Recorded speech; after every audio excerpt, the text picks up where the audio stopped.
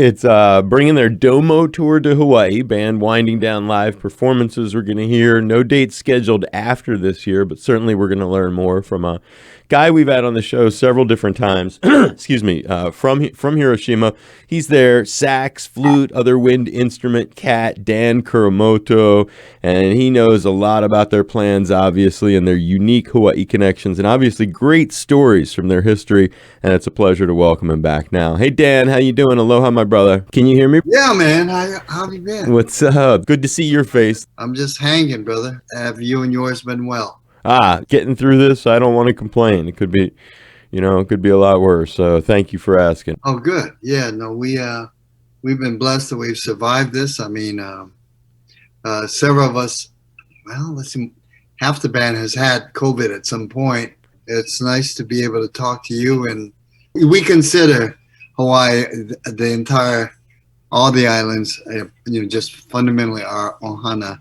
And Brother Dave, it's always great to talk to you. Yeah, man, totally. And not many bands say something like that. And you guys have such a special connection. And we'll hear about it in a moment. Before we hear about the Domo tour and what it all means, take us back to the start of the pandemic, because you were going to tell me some of the cats. So were there any intense or unusual stories, ways the virus, lockdowns, closures, the health crisis, any or all of it affected you and members of Hiroshima? Well, the pandemic took the entire planet, I think, by surprise. We were out on a Caribbean jazz cruise, the largest jazz cruise. And I think we played on this enormous cruise ship, which June was willing to do. June does not like cruises. As she said, she came from Japan to the United States on a big ship. Wow. And they were very poor, so they're at the bottom of the ship, never saw the sun. And so she never really wanted to do a cruise.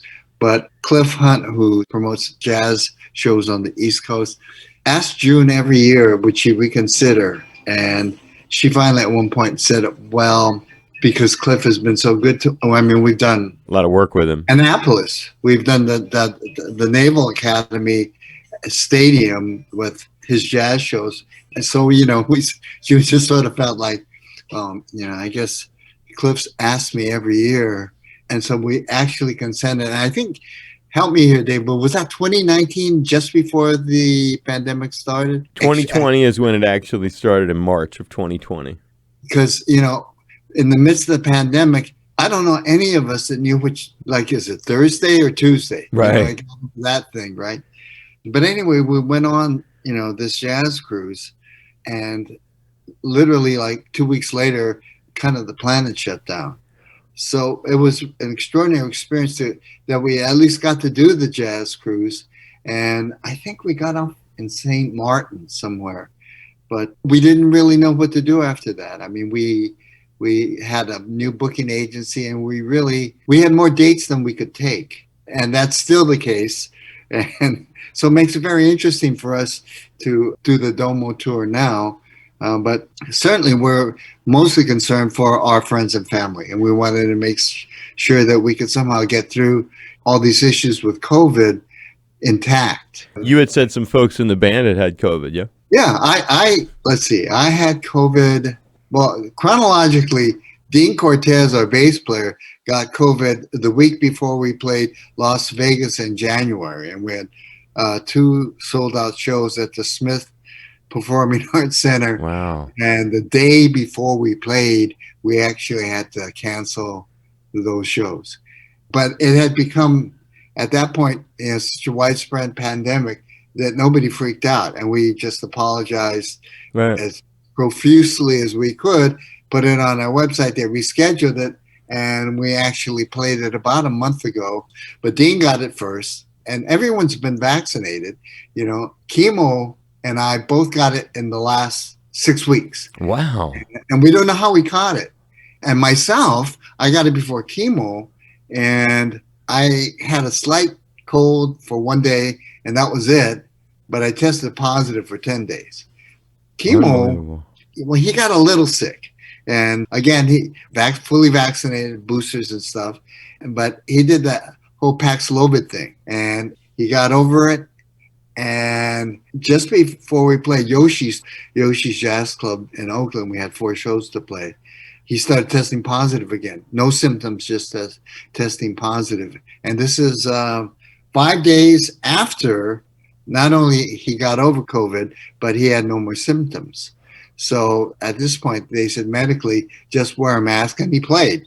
And Wild. the first night he played, and the second night, well, actually, the second day, I should say, before we played, he tested and he was negative. So that's been the flow. June has not contracted COVID, nor has Lan Richards, our drummer. So we're hoping they don't.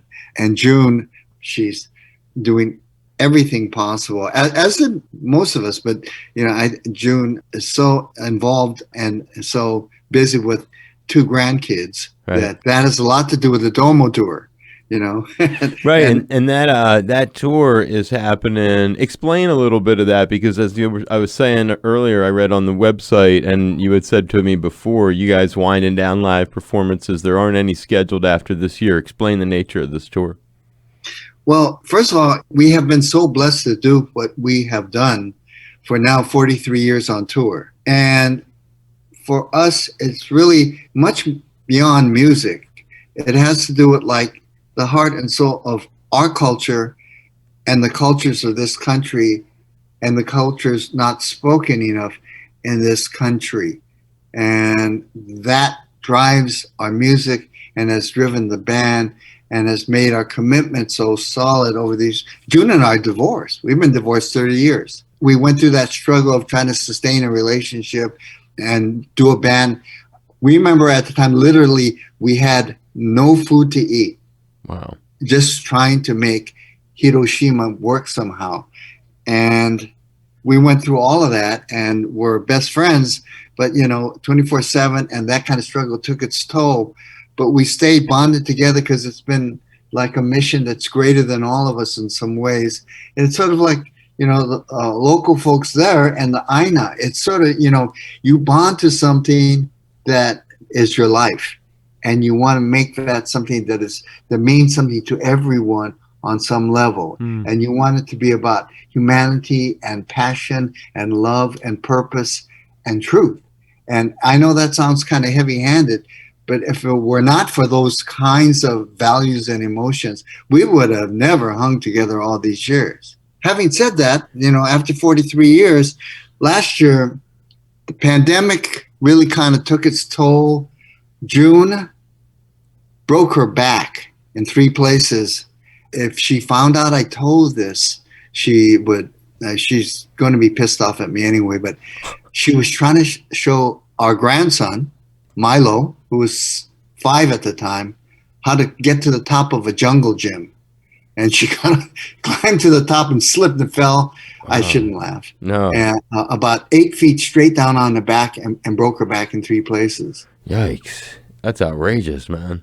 Yeah. And so our current CD 2020, which has been done remarkably well, considering there's really no way to sell a record today, if you think about it, other than some kind of bizarre streaming situation that there's no way to really even know how to collect when you stream, like Spotify and things like that. But having said that, she said, I need to be able to take care of myself. I need to be able to take care and spend time with my grandchildren. And I've, worked 24/7 for Hiroshima for 43 years, and I just need to take a break. And we get that, and I suppose on the one hand, we're really blessed because right now, particularly on the East Coast and all through the Carolinas and stuff, we have never been bigger. And, the cities like Detroit and DC and stuff that have supported us all these years, we have never been more popular. Our new CD 2020 has done extremely well. All 3 singles went top 20 Billboard. One went almost to #1, stayed at #2 for 8 weeks. I guess it's a good time to take a break because at least we don't feel like, You we're clutching at straws. After 40 plus years, we have more work than we ever had before. And June just feels like it's time to come up for air for a little bit. And we just felt like, well, let's do this. Let's, as Asian Pacifics, we start with respect and gratitude first. So let's do a short tour, and let's go to particularly the cities and places that have supported us for so long, and just do the domo, the thank you, for all these years, for the gold records and all that stuff. They are not important. It's the contact with our community and all our brothers and sisters that the planet Ohana that means so much to us, whether it's Cape Town or Bangkok or Tokyo or Cancun or all these amazing places we got to play. It was always about saying that, we're Asian Pacifics, we're a multiracial band, we're of a multiracial music, multicultural, and that's what we think real American music is. And a member from Hawaii too, right? Kimo from Hawaii. Yeah, well, he's a musical director. Okay, Kimo, and he's the only guy that really knows music the way music ought to be understood. He studied it. I'm a monster player, and me, as June says, well, I didn't get into music until I was a junior in college. I mean, before that, I played on the drum line. But then I gave up music, went to art school. So she says, everything I write doesn't make a lot of musical sense. And most of my music is written by me. But she says, they're all sort of like paintings and drawings. And she says, that's why maybe they're kind of a little bit interesting to people, because they're a little bit different. And for me, I just tried to plug into, the koto, the pentatonic scale, that kind of modal sensibility, and make it like the heartbeat. And that's how I related to music.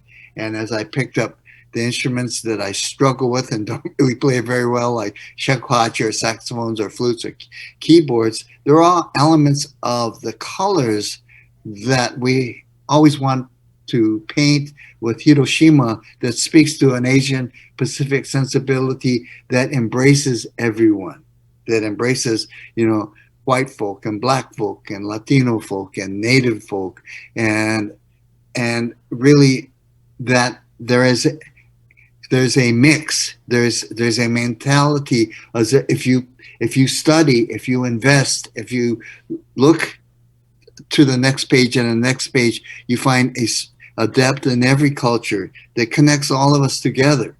And I don't want to sound corny, but that's literally what we've done with Hiroshima, and we literally spent that much time. June still plays every single day since the age of 6. That's why she is who she is. That's why Stanley Clarke, arguably the best bass player in the world, who has played with everyone, says, without question, June is the world's greatest koto player, because she can play the koto in every musical environment and do it with feeling. And that's what she's done. And it's over 60 films that you've seen but not known she was playing on, and over 50 artists, from Manhattan Transfer to Teddy Pendergrass to on and on and on. Taste of Honey, Sukiyaki, that was the #1 hit, and I think in 1980, help me, 7. Anyway, she was the one that played koto on that.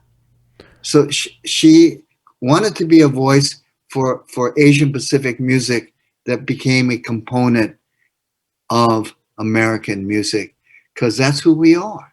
Well, that's who you are. That's who your audience is. That's what folks are going to be able to experience firsthand. And this very special couple of dates at the Blue Note happening Friday and Saturday, September 16th and 17th. And great pleasure to have Dan Kuramoto back on the show. He's been with us several times and obviously coming back with the band. And happy that you're healthy and safe, my brother, and feeling as good as you can be, and wishing everybody in the band obviously the same, and a whole lot of success on these shows. Obviously, it sounds like it's going to be a very meaningful time for everyone. Also, say what's up to Chemo for me, who has also been with us before on the show when he was doing his I know. solo record. Yeah, Chemo said to send you a big aloha from him and Debbie. And I mean, for us, this is our chance for, like a giant mahalo to everyone in Hawaii. I'm sure we will be back at some point. Well, I shouldn't say that. I feel that we will be back at some point, but we're going to take this time, and June's going to take this time, and Land and Dean and Chemo, and we're all going to keep busy. But Hiroshima is going to not hibernate, but we're going to go on hiatus, and hopefully, when and if, and I hope and pray that we will play some more. We will have elevated what we do to the next level in terms of like just the humanity that music is, that makes it so important that if you thought a day without music it's an impossible day. Right on, my brother. Well, hugs, high fives. Super appreciate it, Brother Dan. Really do. Hope you get a chance to come on hang with us. I'm looking forward to it. Please stay safe. Thank you. Aloha, brother. Take care. Peace. Thank you.